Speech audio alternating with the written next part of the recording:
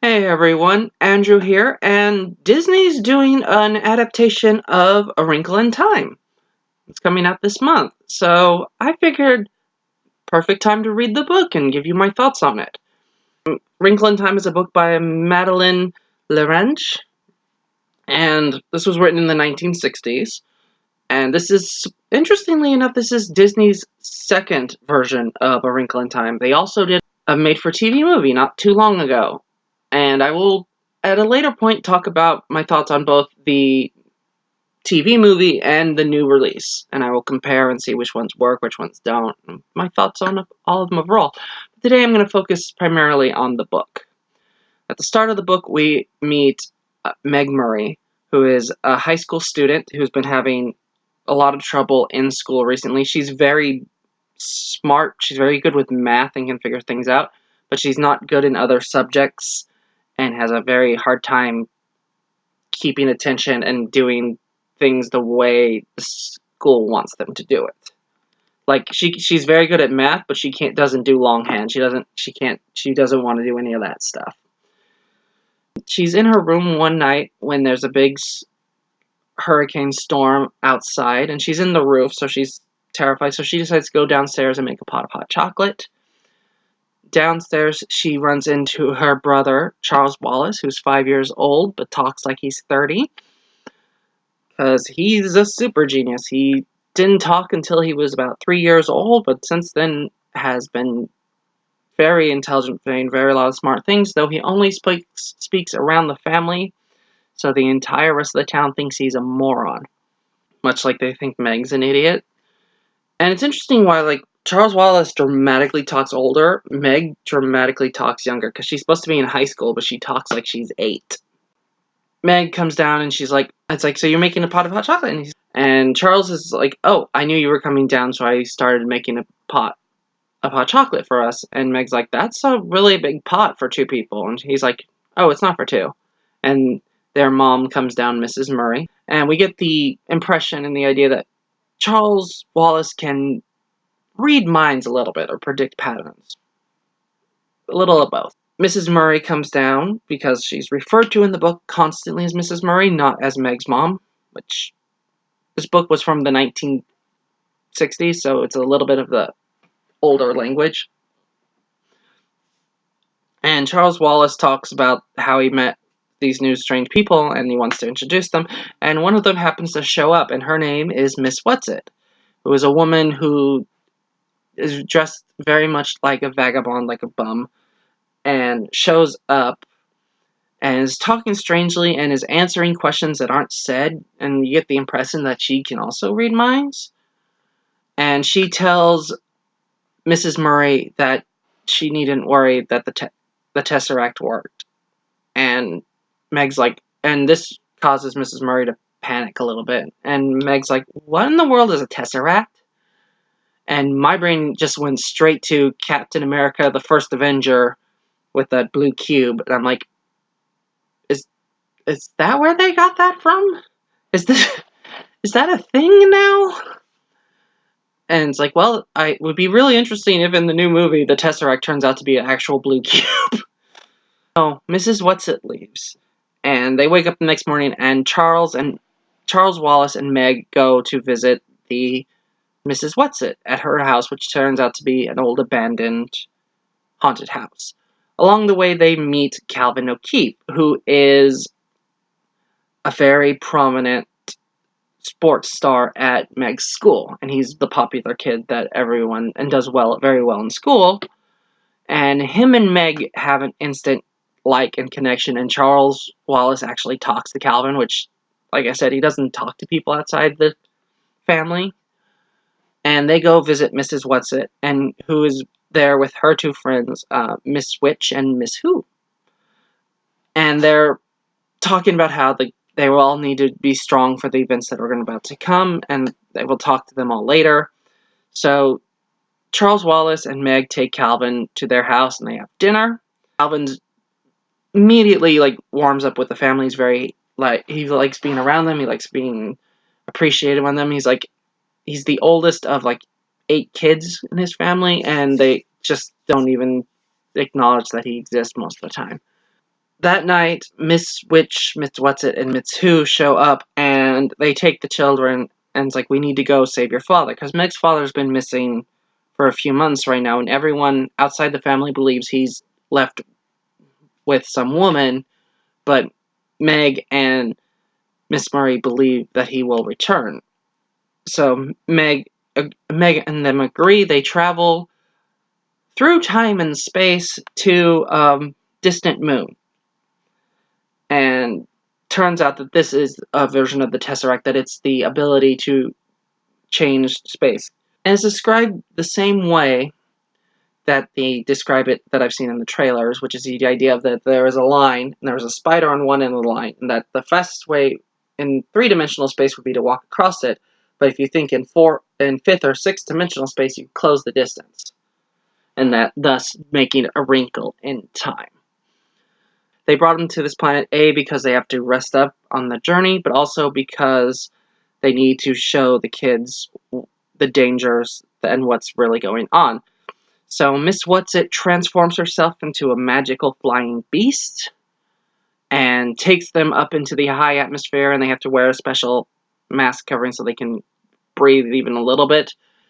And there they see the stars and that there is this big inkly blackness throughout large portions of space. And they're like, what is that? And the misses only refer to it as the dark thing. I wonder what it represents. Anyway, so they then travel again to another planet. This one exists only on the two-dimensional space. I can't really explain how that looked or what that was.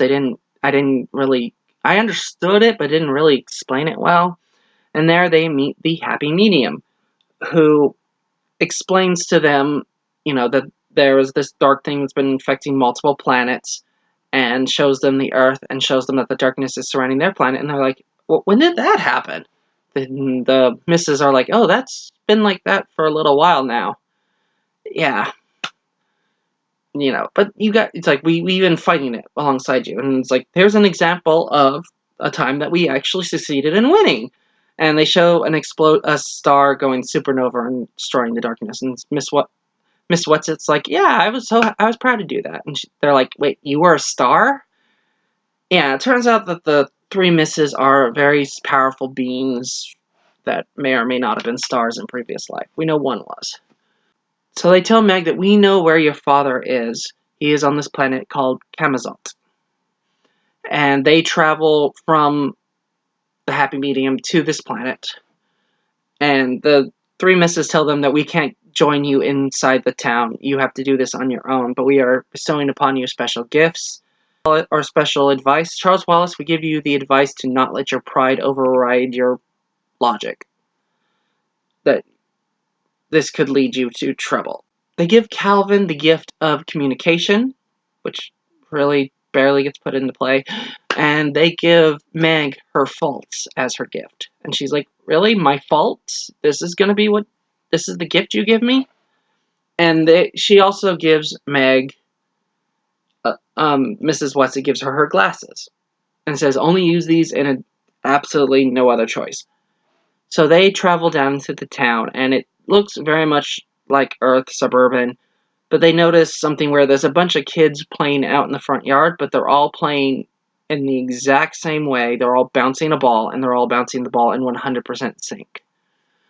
And the moms come out and yell at the kids to come inside, all at the same time in the exact same way in sync.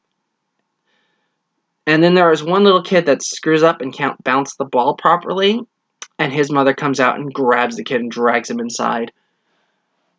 So we know there's something really off about this planet right from the get-go. They meet up with some people in the town, and they're like trying to get information, and they're like, oh, you guys should go to Central Intelligence. That's where all the bad people go.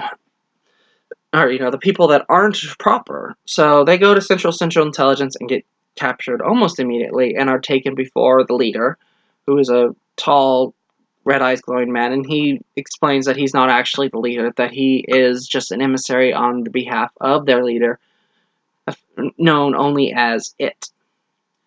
Which constantly made me think of Pennywise the Clown from It, which was very funny for some of it. Charles Wallace has had this ability to understand people to a little bit, and he's been trying to use it in this planet, and he's not able to, and he's seen a little bit of what's in this guy, and he's like, okay, I'm going to go, and I'm going to try and delve in there and see if I can truly understand it. And Meg's like, you shouldn't do this, you've been warned, and he's like, I got this, and goes in and is immediately taken over by it. So now Meg and Calvin have to go on the run, and they are cutting through different rooms and ends up finding Meg's dad. But he's behind a glass wall that she can't get through. She puts on Mrs. What's-Its spectacles, is able to get through the wall, releases her father, and they are then immediately captured by Charles Wallace and the leader of the IT, and he's like, I'm going to take you to see it. And then they are taken from the Central Intelligence to the arena that houses the real IT. And it turns out to be a giant disembodied brain in a jar. And it has such powerful psychic energy that it just suppresses them and tries to beat them into submission. They're only able to even battle a little bit by repeating things that are off pattern of the way he thinks and pulses, but Meg isn't able to keep up the fight for very long, and her dad grabs her and Calvin and uses his inner tesseract to transport them off planet. Problem with that is that he doesn't really have good control over it, so he ends up crashing through part of the darkness, and it ends up infecting Meg, and they crash land on this planet with no light. They are set upon by 4 armed beasts who turn out to be very friendly and help nurse Meg back to a healthy body. The one that nurses her becomes affectionately known as Aunt Beastly. Once Meg is back to full health, she is returned to her father and Calvin, and she's like, where's Charles Wallace? Did you leave Charles Wallace behind? How could you leave? And she is angry and distraught and screaming and cursing them, and then the missus appear, and she's like, and Meg's like, you have to go save Charles Wallace, and they're like, we told you we can't go into town, we can't do anything. And both Calvin and her dad try to volunteer to go do it, and all of the missus say, nope, you can't do it, you're not the ones that are able to do it, and Meg's like, it has to be me. I'm the only one who understands him well enough to even be able to make a dent into this. And the missus agree, and they tell her, yes, we can't give you the tools to do this yourself, but we can tell you that you have the tool inside you already. You have the one thing that makes you and the human race different from it. And Miss What's-It's like, and I want you to know, no matter what, I will always truly love you. And they send her back to Kamatos. And Meg goes straight back to it, which has Charles Wallace there, and he's mocking her and telling her that she's never going to be loved, that no one cares about her, that she's worthless. And Meg realizes that the one thing that she has that it doesn't have, that it can never have, is love. And she reminds Charles Wallace of who he truly is, and the true love that that is felt for him, and that she feels for him, and that he feels for her, and is able to save Charles from its clutches. And they escape and tesseract through time back to Earth, where they are joined by Calvin and her dad and the missus to a happy ever after. Yeah, and that was A Wrinkle in Time. It was okay at best. This is a book that was written in the 1960s, so I gotta give it a little bit more credit than I really feel it deserves, because this, for me, is a very redundant story. It's very much something I've come across before. And I've come across variations of the similar plotline. But when this first came out, that was a very unique and interesting concept, and not something that had been really done as a kid's book before. But It's clearly inspired a bunch of things. The book it reminds me the most that I've read is this series called So You Want to Be a Wizard, which is about a lot of the similar things. It's about a little girl who finds a book that tells her that she's special and has these powers, and and makes her in a battle with another boy to fight off the darkness or evil. And the weird thing with the weird thing with Wrinkle in Time that I found weird is it's a very science-based book. It talks a lot about science and the ideas of these concepts scientifically, and then has a very religious message and attitude in it. It's very much a light versus evil. The story of good and evil. And it's very similar to a Bible tale because you got the misses who are like guardian angels, and you have it, which is clearly the devil. And yeah, it's very super religious for a scientifically kind of based series. Like, the characters are interesting. The story itself is a little simplistic nowadays, but at the time it was interesting. More complex. It's got a good atmosphere. It's a little hard language-wise to get into nowadays, at least for myself. My friend had read this, and she read it super easily, and I had a very hard time getting into it to start with. But, overall, it's like, is it a good book? Is it a really great, amazing book? No. Is it a good book? Yeah, it's pretty good. I enjoyed it. It's got a good world building, but my big problem is, like, Meg doesn't sound like the age she should be, which, granted, yes, in the beginning of the story, she's very childlike, whereas by the end, she has to become an adult, or more adult. And Charles Wallace has to figure out the reverse. But it's such a weird flow of the language and the way this is written. It was really hard to get into. Once you got into space and you got into that stuff, it was really interesting. But overall, it was just kind of in the middle. I give it like a 3 out of 5, honestly. I'm still gonna watch both movies, both the new movie coming out and the TV movie that was made by Disney before. But it's like, if this story and this concept sounds interesting to you, I do highly recommend the So You Want to Be a Wizard series. I will definitely do a review on that one at a later time, but it follows a lot of the same lines, and I honestly think it does this concept better. Granted, this concept is science-based, whereas that one's a little more magic-based, but it's still the concept of good and evil and kids fighting for the soul of humanity works a little bit better in that one, because this one, I don't feel like they're in any danger. The worst thing that's going to happen to them is they're just going to succumb to darkness. And So You Want to Be a Wizard, you legitimately feel like these kids could die at any moment. But overall, this series is pretty good. It's the first of a quintet of 5. I'm honestly not going to read any more of the quintet. It's instilling me the desire to read more. But I did like it overall, and if it's something that sounds interesting to you, give it a shot. I hope to review the movies very shortly. I've already watched the made-for-TV one, and I will definitely give you my thoughts on that one and the new one at a later date. Happy reading, y'all.